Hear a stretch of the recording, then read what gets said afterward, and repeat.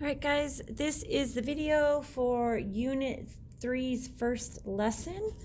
This is Unit 3 is linear relations, all about equations. So we're going to be solving equations and I need to put this table up.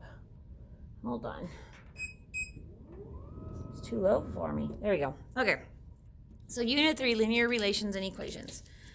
So the first lesson is all about actually simplifying expressions. And the reason why we're starting with simplifying expressions is because we need to be able to simplify expressions before we move on to solving equations, because equations are just two expressions set equal to each other. And so we need to be able to simplify them before we solve them. So we want to practice that first. So simplifying expressions with distributive property. So the first, here is our example expression. This is an expression because it does not have an equal sign in it. Okay, so the first thing we're going to do is we're going to distribute if we need to. Okay, sometimes you won't need to. The way I know if I need to do distribution or not is what I'm going to do is I'm going to look in my expression or later into my equations, and what I'm doing is I'm looking for parentheses. Okay, if I see parentheses and there's a number attached to the outside of it, then I know that I need to do some distribution. Okay, so speaking of that, so here's some parentheses right here, and I have a 5 attached to the outside, so I need to distribute. So there's a quick little thing though that we need. This is crooked and it's bugging me. A little thing we talked about. So if there's a negative sign in front of that number that you're going to be distributing, like this 5 right here, we want to be sure to distribute it along with the 5. Are you recording? Yeah, that's no big deal. You have a late video. Okay, sorry, Mrs. Walker needed something. Okay, so if you look at this example that we have right here, we have several different terms. And if you think of these as terms rather than like a mathematical sentence, so think of this as an 18, this is a negative 5, instead of 18 minus 5, it's a lot easier to know or to remember which ones need a negative and which ones don't. So what I like to do is I like to circle that number and the sign that's in front of it, whether it's a plus sign or a minus sign, so that I know what I'm distributing. Okay, so then remember because we've learned this before, this is not new to you guys. When we distribute, the operation that we're going to be doing is multiplication. So we're going to be multiplying this number by everything inside the parentheses. Everything inside the parentheses, okay? From the open parenthesis to the closed parenthesis. So here we go. This 18, I'm just going to bring down. Now, we don't want to do 18 minus 5 first. Don't do that. You always distribute first. So I'm going to bring this 18 down since I'm not really doing anything with it. Then my negative 5 times my 3x, all I do is multiply those numbers together and then put the x on it. So negative 5 times 3 is negative 15, and then it has an x. Negative 5 times 4 is negative 20.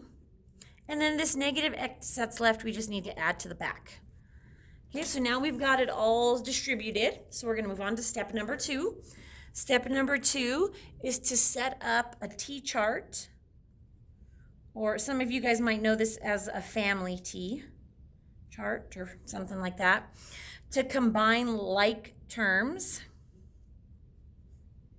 So in this case, it's already been set up for us, but normally we would just draw that.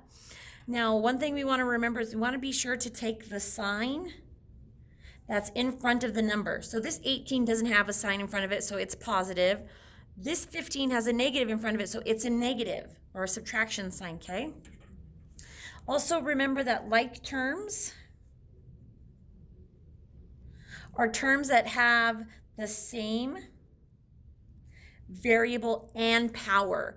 So for example, 3x squared is not the same as 3x. These are two different families, so to speak.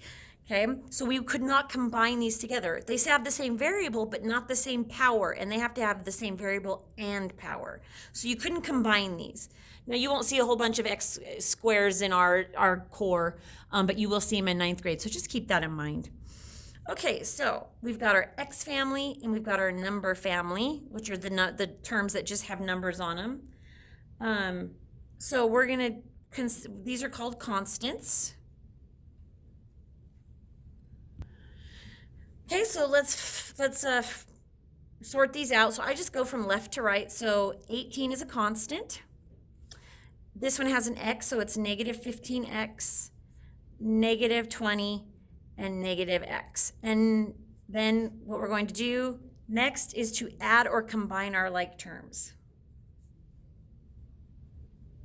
Okay, so a hint, a variable, which is just a letter, without a coefficient. A coefficient is that number that's attached to a variable. So like, for example, this negative 15 is a coefficient. So variables without a number, like this one right here, without a coefficient, has a coefficient of 1. We just don't write it. Okay, so if it helps, you can put in a little 1 right there so that you know. So when I'm looking at equations and expressions, when I have something like this, an m by itself, it really means 1m. And when I have something like k to the third, it really means 1k to the third, okay? So we're gonna add these together. So 18 plus a negative 20 is going to give me a negative 2. Negative 15x plus a negative 1x will give me a negative 16x, okay? Now these next steps, technically you do one or the other, really. So step 4 just says to put a plus sign in between these two numbers. So you could do this, and that could be your answer, but there's a more correct way to write it. Oh, you can't even see that. There's a more correct way to write that. And what happens is that this negative right here for this 2, that negative will overpower that plus sign or that positive sign right here. So instead of writing negative 16x plus negative 2, what we want to do is just write negative 16x minus 2. This one's more correct. They're both correct, but this one's more correct. This one's better, so use this one. All right, so what you're going to do now is you're going to come over here, and there's just a couple that I want to kind of point out to you. This one right here, you've got 2 different things that you're going to have to distribute. So you will distribute the 1/12 to its set of parentheses, and then the negative 2 to its set of parentheses, and then you'll add them all together. Right here, remember that this is a negative 4 here, okay? And this is a negative 7. So when I distribute that to that 4, it's actually negative 7 times negative 4. So that's going to be positive 28 right there. So keep that in mind. And then the last one I want to talk to you about is this one right here. This one is 2x plus 3y minus a negative 6x. So this is kind of like, it's got that imaginary 1 right there. And what we're actually distributing is a negative 1 into the parentheses. Okay? All right, when you get that all done, make sure I check, make sure I see it. Thanks, guys.